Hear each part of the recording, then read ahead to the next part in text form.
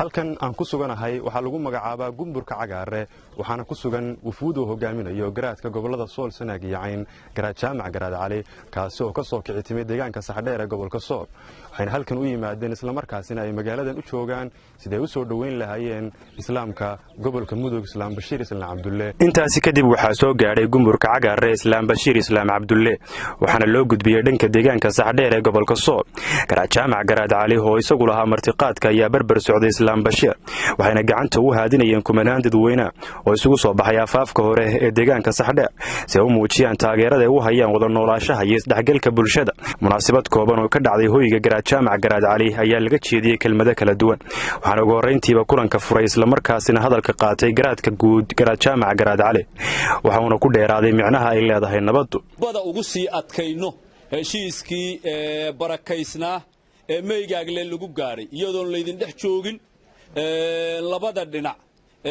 Bahar Samiyo Umar Maxamuud iyagu ay go'aamada iyo heshiiska ay ku gaareen in dhidibada loogu sii adkeeyo intii dhimanaa gacanta la mariyo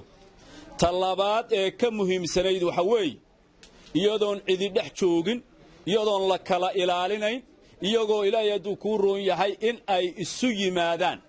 Soomaali kale iyo adduun kale iyo dawlado kale iyagoon kala ilaalinayn inay isu yimaadaan inay Ilaahay adu ku roon isdhex galaan inay dib isu bartaan waxyaalaha reer labada reer dhex maray meegal si waxaan ugu dhamaaday wixii ka harsanaa baaqiyaadka ka ahaa ina shirka Saxdheer insha Allah ku gabagaboodo oo lagu saafjar doono baan rajaynaynaa oo labada beelood wax xumaan dambe insha Allah inay ka dhicin baan rajaynaynaa garaad jaamac garaad cali garaad jaamac iyo guurtida iyo cuqaasha deegaanka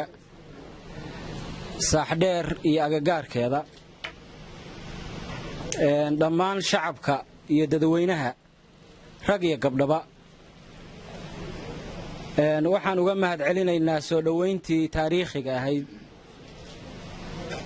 ee ay noo sameeyeen imaatinka yagii aanu nimid runtii safarka yagaani waa safar runtii taariikhi ah aad baan ugu faraxsanahay waxaan dareemaynaa farxadan la koobi karin imaatinka aanu nimid oo aanu u nimid nabadayntii iyo go'aamadii ka soo baxay shirkii meygaagle dhamaystirkiisii sidii garaadku u sheegay iyo xoojinta nabadda xamse raadeeye telefishinka caalamiga Universal deegaanka Saxdheer ee gobolka Sool